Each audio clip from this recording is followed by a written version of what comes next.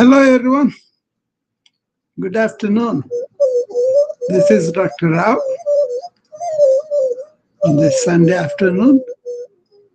I thought I will present a viewpoint that we normally see while I was growing up in India. You know, by the way, for those people who don't know me, I'm Dr. Rao Kulsu. I'm a physician, yoga practitioner, and also an informatician. And now I'm the chief wellness officer of a company called Be Apparel, which is an online wellness company. So I bring in this modern medical medicine, informatics, plus ancient wisdom through yoga and Vedanta, Ayurveda, etc., to help people to deal with stress and burnout, and also various stubborn illnesses, and basically teach them how to be proactively well. Right? That is my movement, PAW, proactive wellness.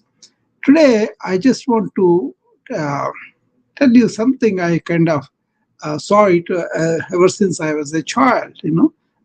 Growing up in India, we used to see these people come around the houses and they say, Bhavati Bhikshan Dehi. They're asking the household mothers, Mother, give me something to eat, something like that, right? And then these mothers and grandmas and ladies go, or even men also, they go and give food for this traveling yogi with a lot of respect and reverence. And this is not like a modern beggars where they go and ask for money for that's a whole different thing. But these are the spiritual people. They don't work. They don't really go out and earn a living. They just come around the households, and sometimes they'll be singing some divine songs, or sometimes they just come around and they ask for alms. Okay, and that's a tradition that was carried for a long time, way back centuries ago. Right, even Buddha was begging. Right, so I will go deep into that aspect of why they beg and all that. But what was really struck me was they were addressing these yogis as Maharaj. Maharaj meaning, oh king. So he comes around because he doesn't have anything, but you are addressing as the king. And as I went into the significance of this ancient wisdom, inward inquiry, knowing ourselves inward, all those are kind of uh, important for people to understand what is outer struggle, what is inner struggle. And these yogis, they have conquered their inner self. And that's why in the spiritual heartland where India, a paradox quietly unfolds each morning. Those who own nothing are addressed as kings. Those who beg for sustenance are revered as sovereigns. It's not irony, it is a civilizational wisdom distilled across millennia. See, the title Maharaj belongs not to those who rule territories, but to those who have conquered something far more elusive, themselves. Okay, that's what I wanted to um, discuss with you and present to you why it is relevant for our modern life. Because in modern life, what I'm seeing now, people who are burned out, it could be doctors and nurses, or pharmacists, or the healthcare executives, or company leaders, or accountants, or IT workers. So many people, we see them right now. We are stressed out. We are burned out. We feel we're exhausted, overwhelmed. Can't function very well. So it's basically we are not winning the war with ourselves. Okay, what is within us is kind of coming out as uncertainty, depression, anxiety, uh, a lot of suffering because of that. We see that quite often, right? People do that. So understanding what was going on in that life of a yogi who kind of begs for food, but then he does everything else for the householder. How he kind of goes and meditates, he kind of finds out about the truths of the world and then gives the clarity to the householder. Okay, so this is a living scene from India. Okay, in villages and towns across India, this is a timeless ritual that is unfolding every day. So I am wandering yogi barefoot and carrying only a wooden bowl, approaches the household threshold, and then with palms joined, he speaks softly, Bhavati Bhiksham Dehi, Mother, give me alms. There's no demand in his voice, no entitlement in his posture. He stands in radical uncertainty and then prepared to receive or to walk away empty handed. Either will be okay with him. This vulnerability is not weakness, it is a deliberate spiritual discipline practiced daily to dissolve the ego's grip on predictability and control. So he gets what he needs enough for the day, and then he walks away and then stays in his hut and reads or meditates or does a self inquiry and really goes to the depths of the wisdom, right? And then he conveys that in so many ways. People can come to him and talk to him. That's okay. Or he kind of sits and gives some speech or some kind of talk with people, or other people come to asking him for advice, and he will give them advice freely. He wasn't charge them anything.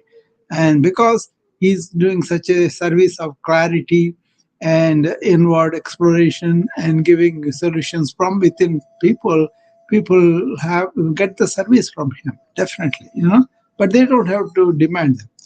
Now, we have seen how the yogi comes and don't expect anything, don't demand anything. He just says, and that he is here, and then they feed him and then go. And there's a householder who comes and gives him. What is their response? The householder comes on calling by the yogi, Bhavati Bhikshan Dehi, and he emerges, the householder, perhaps a mother or an elderly grandfather or somebody. Okay, they do not see a beggar. What they see is Maharaj with hands folded, head slightly bowed. They offer this householder bows his head and joins his arms and then gives him rice, lentils, bread, something. So this is not charity in the Western sense. There is no condensation, no pity. Okay.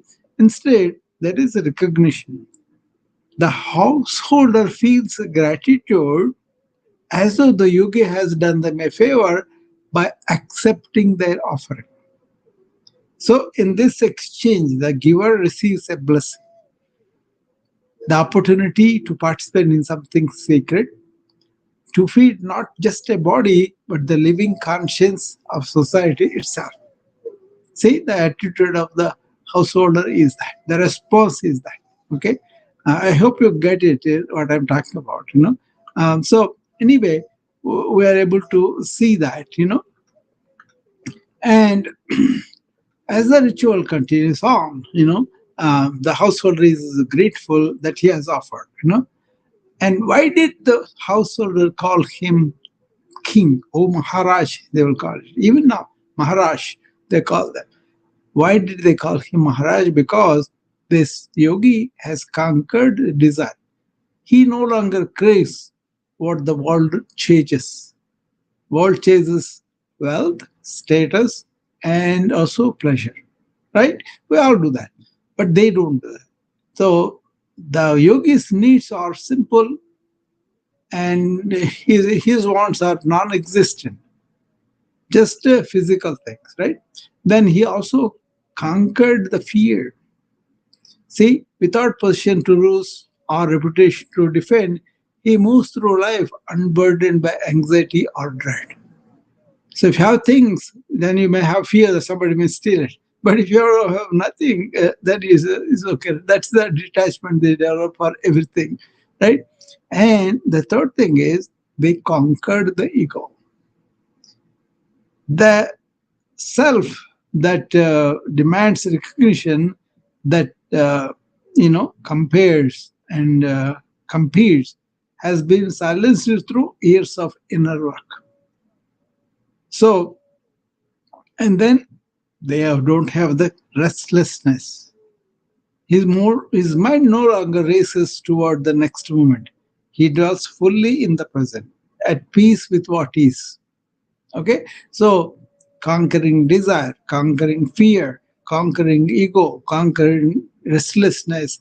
That's why he is the king of his own inner workings of all these things: the desire, fear, ego, and restlessness. So, in the modern terms, we kind of have a lot of mental illness because of this. The desires, the fears, the egos, the restlessness, and all that persistent, pervasive around our societies, right? So, in Indian philosophical thought, this is inner conquest, not the conquest of armies or lands, but this represents the highest form of kingship. The yogi is Maharaj because he rules the only territory that truly matters: his own consciousness, his own inner self. It made a lot of sense to me why they call him Maharaj. As I saw how much struggle it was for us to go beyond ego, go beyond fear or anxiety or fear. In modern terms, this is a big deal. People cultivate fulfillment of the desire, such a big deal. They are never out of it. Because the more you fulfill with a desire, the more you'll have desires, right? And fear is something we feed with so many mechanisms, the movies and whatever, that we feed that fear in people, you know. And of course, we worship ego. Everybody wants to be egotistically satisfied. They want to say, I am doing this, I am delivering this, I deserve appreciation, I deserve clapping, I deserve approval, all this. Every day it goes on, even in our rooms here. Okay, we kind of feed the ego and allow it to go, and then we weep when that is punctured. It's like feed is ego is like a balloon. You put air into that every day, it balloons. But then if you put a small needle, it kind of goes in. So we see that every day our ego playing like that. Okay. So as we understand uh, why they are kings, it makes a lot more sense to us why this is relevant to modern life and why we need to develop a little bit of detachment, a little bit of let go, a little bit of saying things are not going to be permanent forever, and also trying to live in the present. Okay, not looking for something else. Okay, so even if you take the kings, there are kings and there are kings, right? The outer king and the inner king. Normal kings that they used to exist were they rule territories and subjects, and they have protecting armies and fortresses. Ancient kings, right? They lived in fear of loss and also overthrow. They can be because they have somebody attacking them all the time, right? And then they exercise power over others. They want people to be subjugating to them. You know? And then they know the victories come, but they are temporary and conditional, and somebody else may come and attack us. Whereas the king of inner king, the yogi, he rules the self, his own self, and also the senses. And he is protected by his own awareness and equanimity for with both victories and losses. And he basically lives in freedom from attachment. Attachment comes, you once you attach, you are kind of you have lost your freedom because you are by the attachment. Things go wrong, you will be very unhappy that it has happened to your children and all that. Lives in freedom from the inner tyranny. Our own minds can be tyrannous, and then they will say so many things that we don't agree with it, but we still are given a lot of grief because of that, right? And then when you really understand your own self, go beyond ego, go beyond your thoughts and feelings and all that, your victory is permanent and unconditional, right? That's why this is very important. Okay, so this is not a moral judgment, but a recognition of philosophical hierarchy. The outer king has power, but that ends at death. But the yogi's sovereignty transcends it. Okay, that's why it's a vulnerable thing. Is We should be open to this, and then I really appreciate why we are yeah, should understand something. We don't have to be going begging or anything, but understand our own inner struggles, and then understand that we could really overcome them. Okay, so see the yogi coming and asking Bhavati Bhikshandehi, and the householder coming and giving the alms. That's like a sacred exchange. Why? Because the householder feeding the body, right? Okay, grains, vegetables are they sustenance, right? The yogi's physical survival depends on this generosity of the householder. But the yogi feeds the conscience by his presence. He reminds society that life is more than accumulation. He doesn't accumulate anything. That renunciation is noble. That freedom exists from all these problems, right? So they both participate in the righteous way of things because the um, each fulfills their sacred duty. Neither is superior. Both are necessary. The exchange keeps civilization spiritually balanced. That is what is enrolled behind all that. Okay, so as you look to this, you will understand why the yogi begs. The yogi does not beg because he is incapable of earning. Many are scholars, warriors, or householders before taking up the orange robe and then go on begging and live like that. See, Buddha himself was a son of the emperor, right? See, these people beg for reasons that cut to the heart of the spiritual practice to avoid accumulation. That is what we are involved in, right? Accumulating our buildings, our properties, our monies, our bank accounts, and all that. So, by accepting only what is needed for one meal, he prevents the hoarding instinct from taking root. Hoarding instinct. They don't hoard, okay? So they don't have possessions which breed attachment. And attachment breeds suffering. Because you can lose them and then you suffer because of your attachment. That's why detachment is promoted in Buddhism, Jainism, Hinduism, Jewish, so many religions, right? So that's one reason to avoid accumulation and attachment. Second thing is to dissolve that pride daily. Each morning he stands vulnerable at a stranger's door. Okay, he goes to a stranger's house and asks for alms. The yogi. This daily dissolution of pride is spiritual hygiene. Okay, a practice that keeps the ego from calcifying. You don't allow it to grow. And then he always lives in total dependence on the present moment.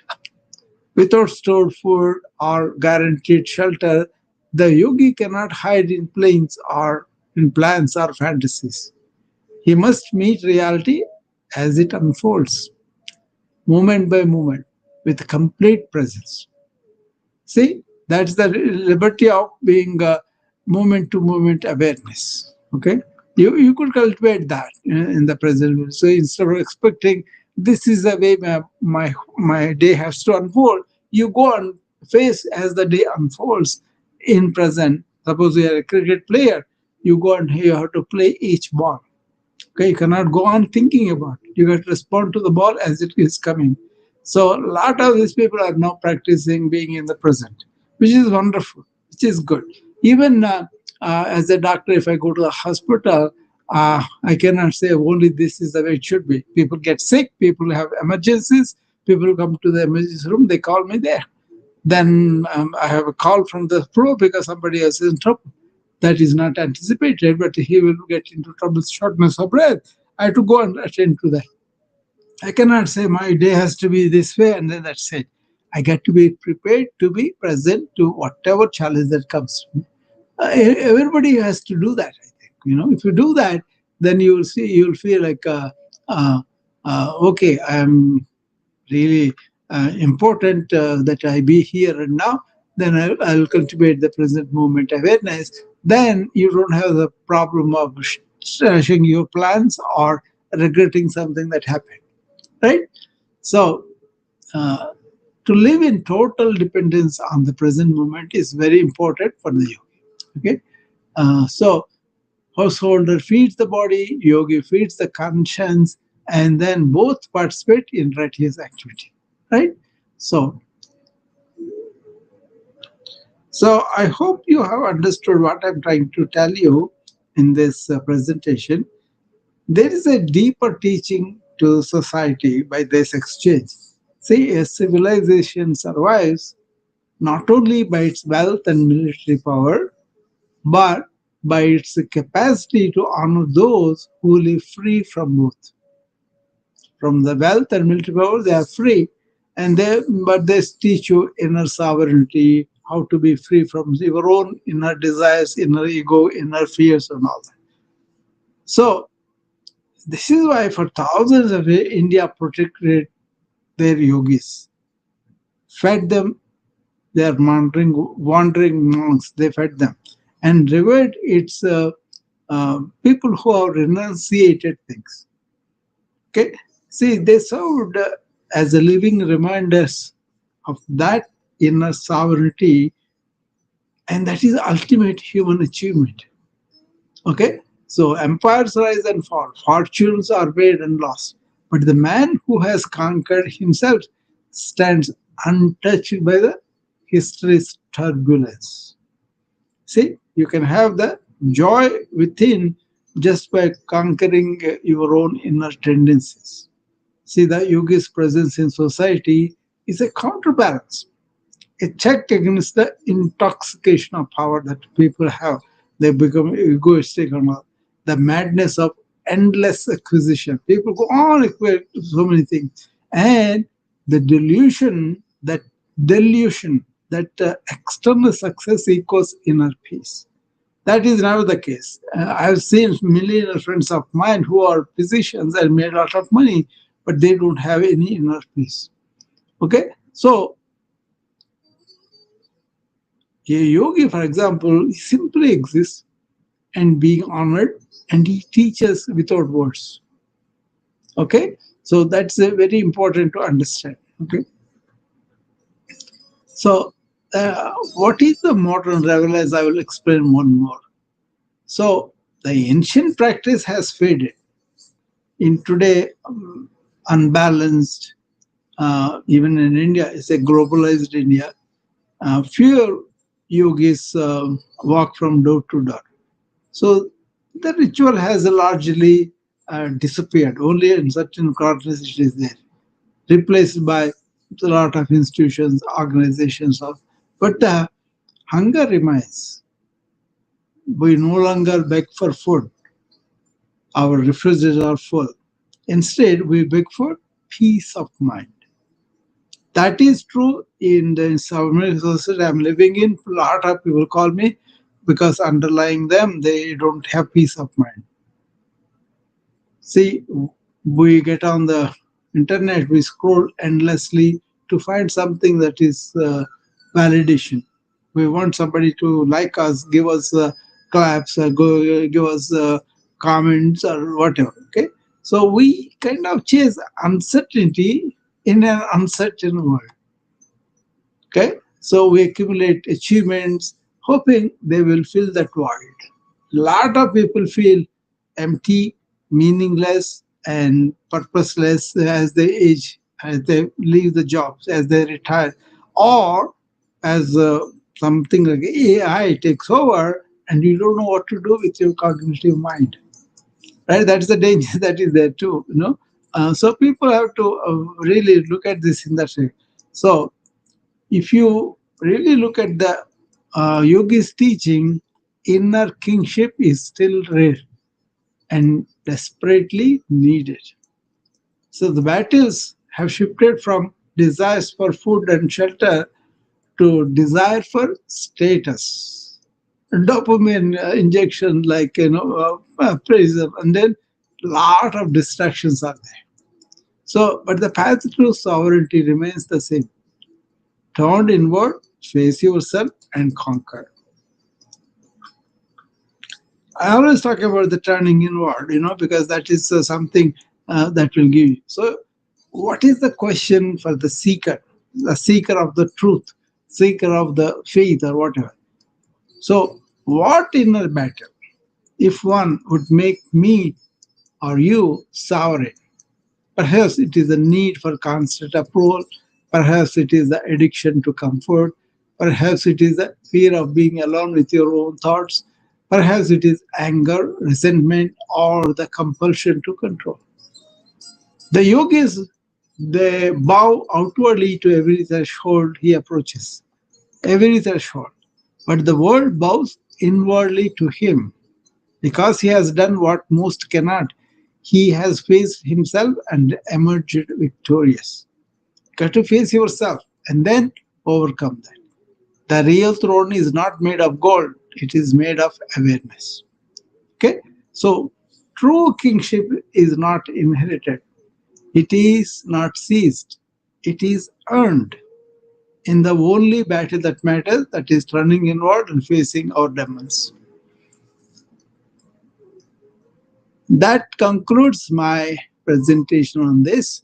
And anybody has any uh, comments or want to ask me a question, you please come up and I'll be happy to discuss more on that matter.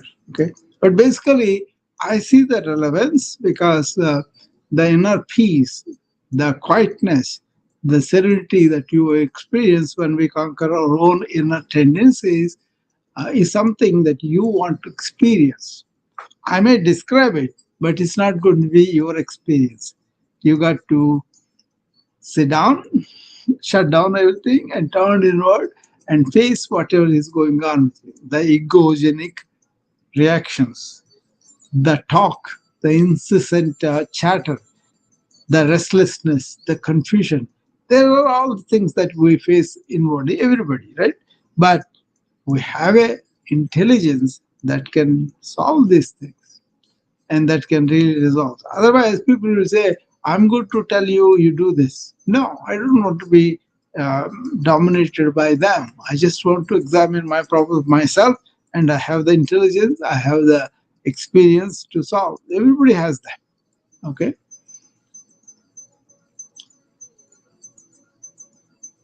So, what do you think? Do you see there's inner restlessness and confusion in people, in us every day? I do. People seek me out just to have some clarity, just to talk to me, and then help them really get out of the predicament that they have. They may have poor concentration, they may have real confusion about should I go this way or that way. Or they may have problems with their relationship. They may not be getting along with their boss or with their co-employees, uh, or they may not be able to be in the leadership role and do justice for everybody, and at the same time be free. All these things are modern situations that I see on a daily basis, right? And then you just uh, reach out and discuss and explore with them, and most of the time as they sit in front of me trying to describe the thing, they kind of on the path to discover the quality for themselves. And then they can act on that. Right? So, Peter, what do you think about this?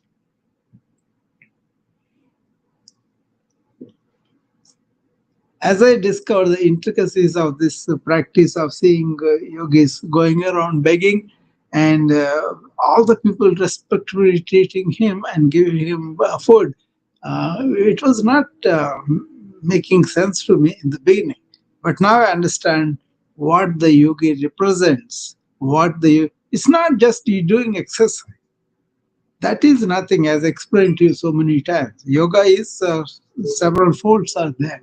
So, if you want to do yoga just to get physically better, you will, but that's a very small reward for the excellent rewards you have holistically. Your mind, your heart, your harmony with society, and everything will improve if you know what is the true yoga and what is transcending your ego and how to establish in that peaceful self of yours, right? So think about it. The modern way of living, as is purported to be in the modern times around the world, is really breeding a lot of suffering. No doubt about it. So people are not really happy or peaceful or joyful within. Okay, there are so many obstacles, and then yogi really goes over them and then conquers them. That is the way the sovereignty for him, right?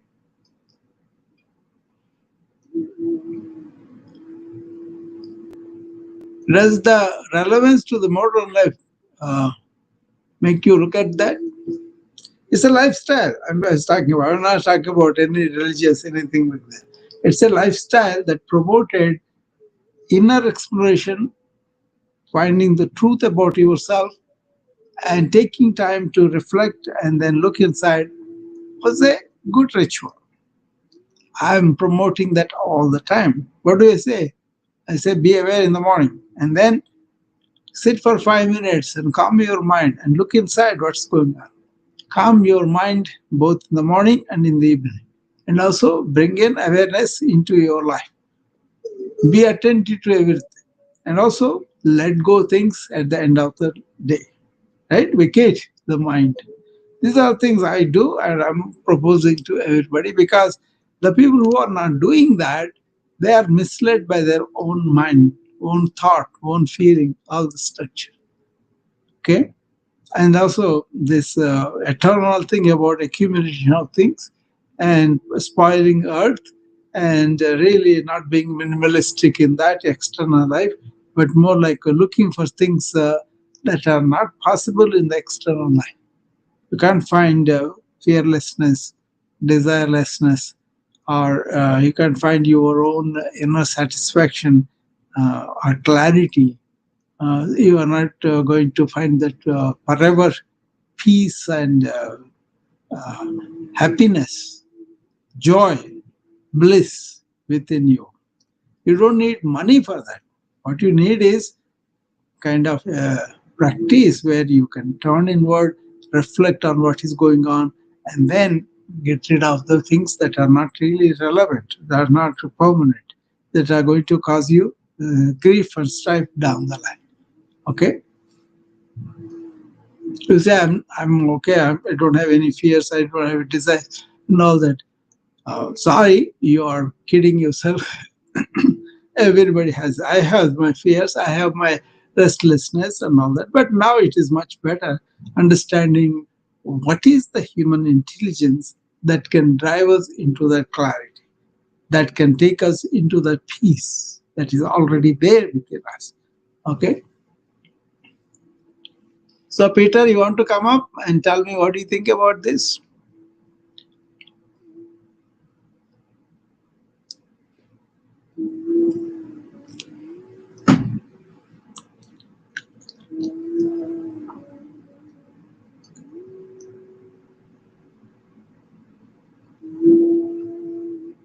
Oh, I think you have to try again, Peter. It always fails the first time. I don't know why.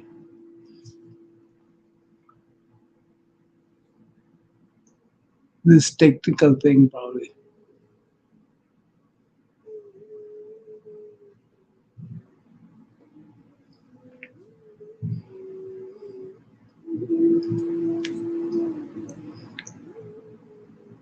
Namaste. Namaste, Master.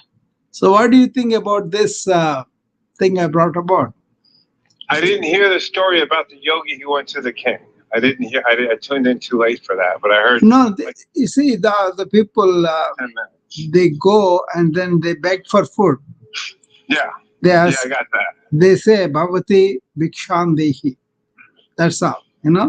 then the household comes with respect, hand folded, and gives the food with a lot of reverence. Uh-huh. So they Yeah. they address them, Maharaj, please accept this. Uh-huh. So here we look down upon people who are begging for anything, right? And Right. then we say you are not working, you are that kind of. But what the yogi gives in return, that is really appreciable because he has to be conquering his own inner demons.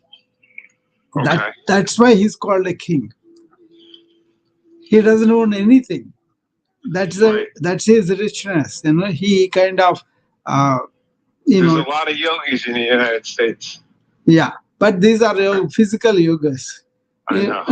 Well, what I was saying is there's a lot of people who don't have anything who are Yeah, but they're not yogis because they kind of deprived of things. They kind of suffer because of that, and they feel like they are no good. And maybe people make them feel good too because they don't have any inner resilience. They don't have any conquering of their fears or ego or anything like that.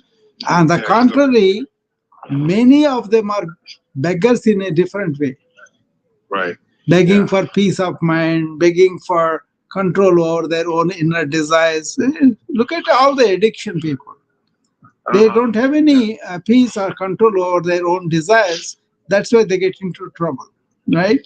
So Yeah. it's a question of not having the sovereignty about yourself. That is the real begging. Yeah. Whereas these yogis, they have this, not I'm saying everybody, but only the traditional people have that. And then uh, people identify them right away, okay, who Yeah. are really spiritually advanced and spiritually are right there. And then they identify them and they give them the respect. But a lot of people go by just by wearing the orange clothes and then begging and all that. Yeah. But Right. I knew one guy who used to come around the house at the evening time around 7:30, 8 o'clock, and he used to sing songs of the spiritual significance. And he just used to cause a cloth, and in this cloth bag, everybody used to give whatever food they have. And then he doesn't even talk also. He will be singing one song after the other, and he collects the food and goes home. Right. But the songs remind you of the spiritual truths, Mm. and they're very, very heavy truths, and then you cannot deny them because they are truths. Okay, Right. so Right. but you are reminded of them. You Right. see, his service was to just to sing and present them, and then for you to take it and work on them. So I wonder after one has given the yogi food and Mm. they feel good about what they've done and they've done their what in the Hebrew sense of the word would be called mitzvah. They've done their mitzvah for the day or their good deed for the day. Mm. So is it that, and do they return to their home thinking, "Well, look what I did for the yogi No, today," no, or do they no. really think about the spiritual principles behind what the yogi was singing in the song? Yeah, that's the thing. Otherwise, they don't have the respect. You see, that is the Right, thing. The fabric of culture is that inner freedom is good. yes, And yeah, many of the middle class people or poor people in India, they have a lot of solace because of the spiritual sense. yeah, yeah, See, you need a room here to come and discuss with people and then let them give you some encouragement or whatever there. That kind of thing is there inherent in that culture. yeah, So that yeah, is also being lost because the westernization of egoic principles, accumulation principles, attachment principles, these are coming in. right, So in that we became one world. right, in that corruption of our inner self.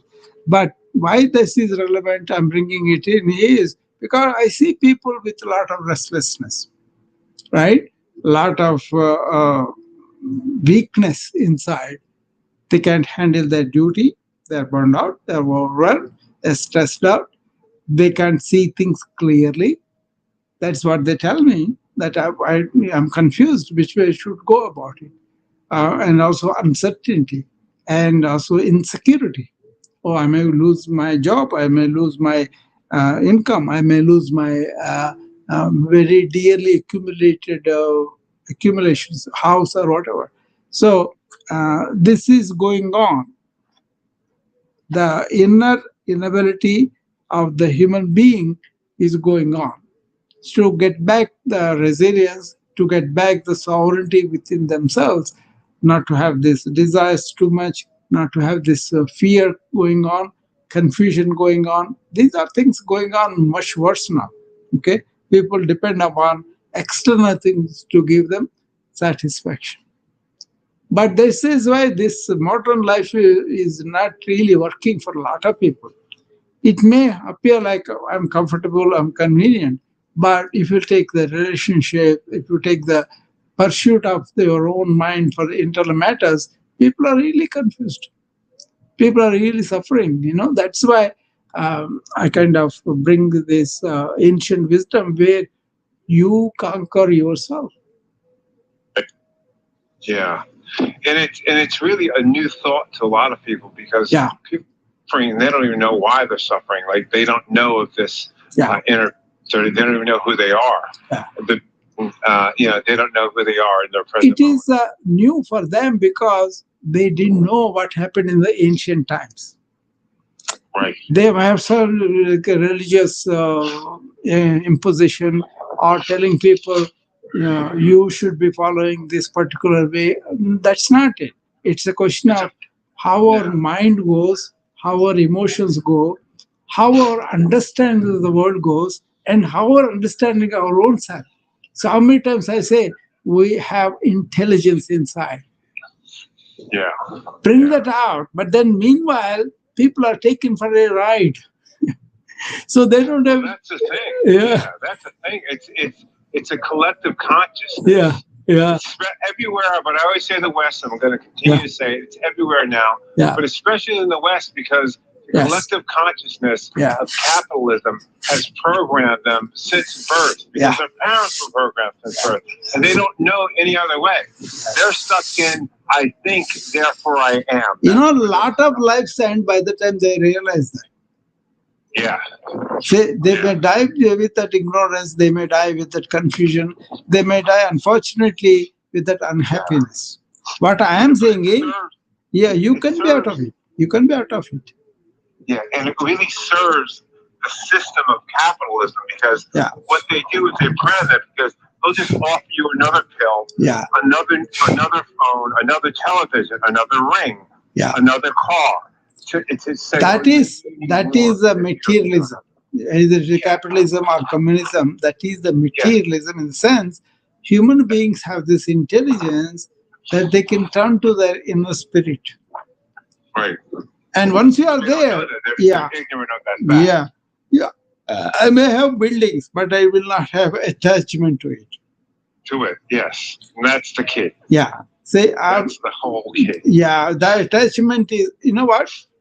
If you take the study of meditation and its effects in Western world or in the even India also, now why many of the people don't have the fruits of meditation? Okay, why is that you are not in the present moment? Why is that you are don't have the tranquility that you should get through all work? Why is that when you are working you are not in a flow-like state? These are Right, all the things. But the real benefit of the meditation is to really realize who you are. right, right. Because In that, what good is it? I mean, your body it'll yeah, benefit your body. good. If you wake up at 5 in the morning Yeah, and you meditate and you do a yoga practice, yeah, but if the rest of the day you're totally absorbed in yeah. thought and obsessive Yeah, let me thinking, complete my you're not thought. good. Why the meditation is not effective is Yeah. We need to practice it. Suppose we are distracted, come back to the center. That's fine. Okay. People are able to do that, calm down and maybe do different kind of meditations and all that. Yeah. They can do that. But in the presence of some stimuli from external, they don't have this, what is called vairagya, detachment to those things. Yeah. You see, many of the Americans that I know are doing meditation because so that they can make focus and they can live better and they can make things better. Yeah. That is not about making me better; it's making things better. And produce more and produce Yeah. make That, more money. yeah. That's the way the richness is missed. Yeah. Richness is not there out there with the getting the lot of things, but what is your attitude towards them and how much independent can you be of them? Right. Suppose you are dependent on a car, Peter, and then unless I have that BMW or the status with it, I won't feel good. Then you are poor by it. I've been there. Yeah, I know. And all of us, My more, wife too. My ex-wife. yeah, She always wanted the latest one. yeah, If she modern didn't life. have the latest one, it was a Yeah. problem. Yeah, modern life breeds us with those temptations, and people don't have this part of vairagya in America because a lot of people come to me for spirituality and whatever. When I ask them what I'm going to do with it, they say, "Oh, I'm going to teach every day. I'm going to make a lot of money." That is a very common thing that is present. So let me give you the skill of how I can make them sleep better. Then I can charge them maybe $150 for the course. That they think it's normal because that materialistic position was made a big deal in the Western Right. society. So but Right. the people, after a while, I don't really care for this money, and they are very happy to teach people. Yeah. Yeah. I mean, you will make money for your own livelihood, and all that's understandable. But when you put them, I need more to live by, that is when the problem starts. That's why Yep. somewhere along from the ancient to the modernity, this thing is introduced of me and mine, Mm. my ego and my things. So that is the problem. That's why we blew out. The consequence of is people are suffering. Right. And we have the ego, then we fight with each other. And we have this mind and other, you never have detachment. You are always attached to the thing. That attachment breeds necessarily suffering. Of course. So meditation is where you understand, okay, I'm going to let my thinking go in a certain direction. That's going to be normal living and finding my ways and all that, but not about really craving for more things. Yeah. Developing this vairagya, that means detachment to the worldly life.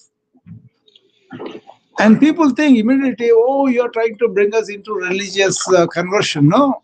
No, no, no, no, no. Yeah, that is No. the American life doesn't encourage this consumerism, commercialism. This is what is right. Otherwise, they say, oh, if consumers are there, how can we make things? No, it's not about buying the thing, it's about getting attached to it. Attached to it. Exactly. Yeah. So you need something, a car. You buy any car for transportation and going around in the weather and all that, that's perfectly all right. That's fine. Sure. Yeah. But if you are attached to the sense of car and position of something, that's the problem. That then you are not free. Yeah. Yeah. Status, ego, Yeah.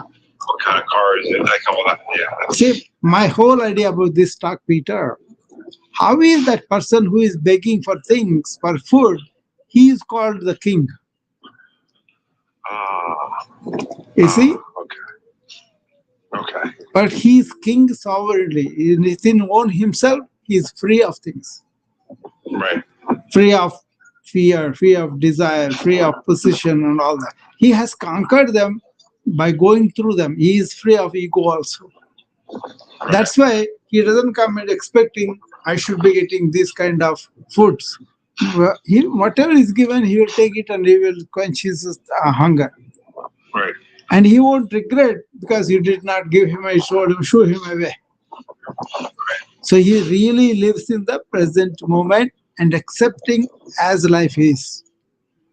Yeah. He doesn't start with, oh, I should get some food, otherwise I will go hungry. If he doesn't get anything, he will go on hungry, be there like that. Right. That is the control he has within himself. That's the sovereignty he has. That's why he truly lives in the present moment. Yeah. And that's amazing. I Yeah. think that's really That's that's an why amazing way that's for why they're people to called live. Maharaj. Maharaj means, O king of your own inner self. You are Yeah. coming to us and giving us the wisdom. He is by his display of how he approaches, how he asks, how he goes away normally, without any Right. movement of any of these feelings and all that.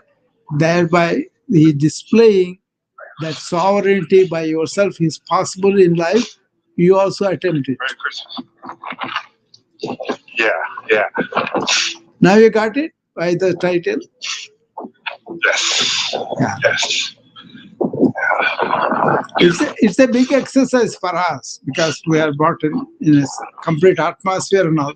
But my thing is, I'm seeing a lot of suffering because of not knowing this kind of attitudes in the world. Even if you adopt a little bit of this, then people say when the flood hits or fire hits and all that, oh, at least we are alive. That's good. And later on they could start all the insurance coverage, everything covers, then the whole thing falls out of our hands.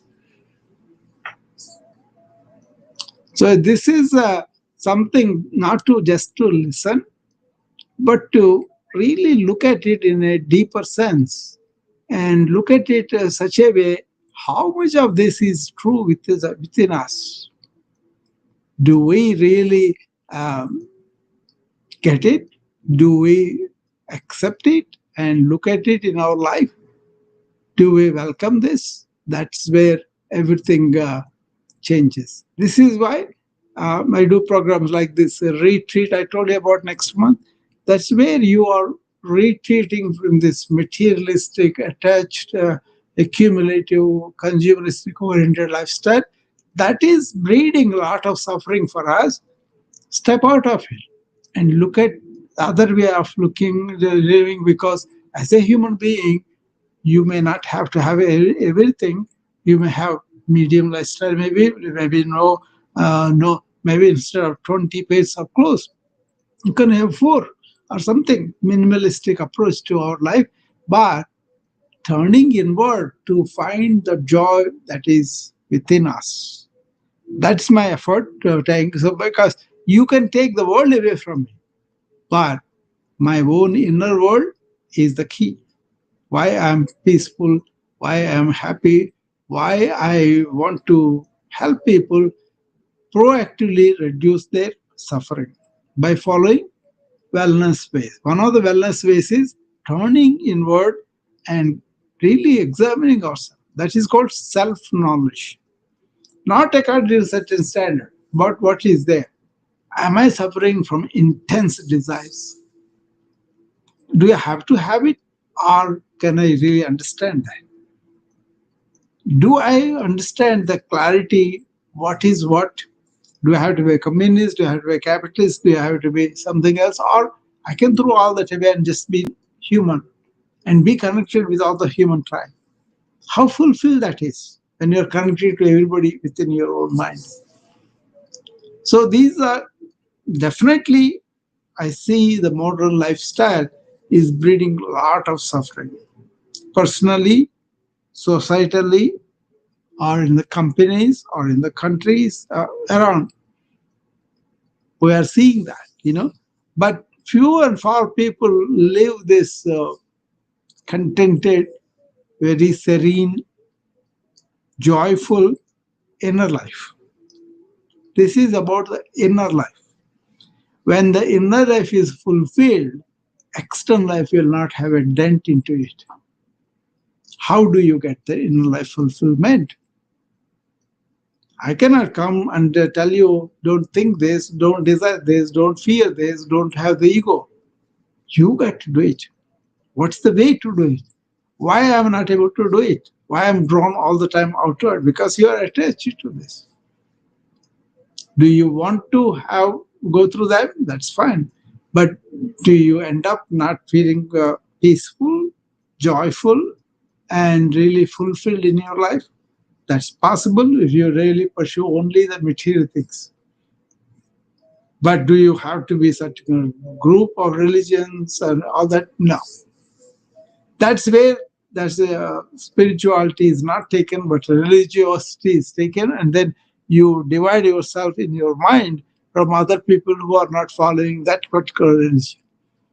But follow those religions who are leading you towards your own inner self, and then you understand them much better. Okay, I hope I'm making yourself clear. So anybody else want to come up? You can come up and tell me what do you think about this.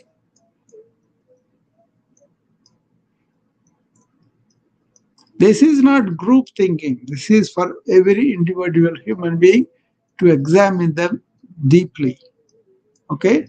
Unless you question yourself, what is what? Even what I'm saying, also, you can question. I am kind of very convinced that happiness is not out there, it is within all of us. And how do you find it?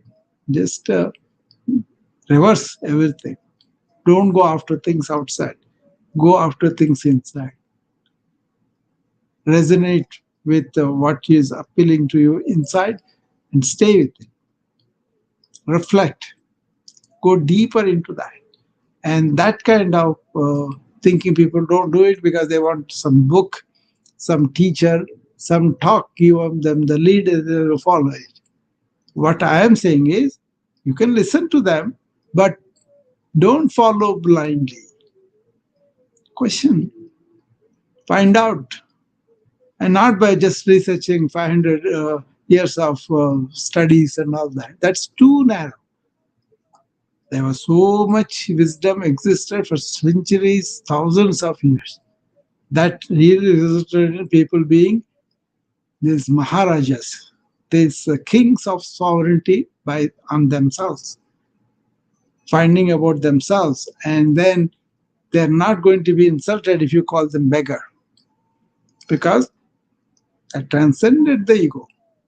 They're not going to opt for good food from you, choices from you. Whatever you give, that conscious is, then they will eat. Where do their energy go? In inner questioning, inner inquiry. And you say, oh, Americans, we know better, we are exceptional, we will create things of armaments and then all this confusion, all this material things that your people may not need completely. Then you are contributing to the confusion of the world and the unhappiness of the world and the stress and burden of the world. So it's up to you where you want to end up with, right? So this requires real honesty, real looking at yourself in a way you don't have to tell anybody. Just find out. Suppose I have attitude like I'm superior than other people, then that's my opinion, my idea, and I know that I'm thinking like that. Am I really true? No. Everybody has this human tribe combination, and we may have different ideas, different upbringings, different conditionings, but in the essence of human being, we are all one. Once you have that, there's no difference. Actually, such a liberated feeling that you are connected with everybody in that life source, your inner being. Go there, and all the things you there, you will find your peace, you will find your joy, your bliss, your happiness, everything there. That is the abundance I talk about. And these yogis have that abundance. That's why they have won over their own desires, fears, ego, and positions and all that. And that's why they're kings of their own inner conscience. Think about it and work on that and be the king of your own. I wish you all the best of that, and I will see you again when I have the time. Bye bye.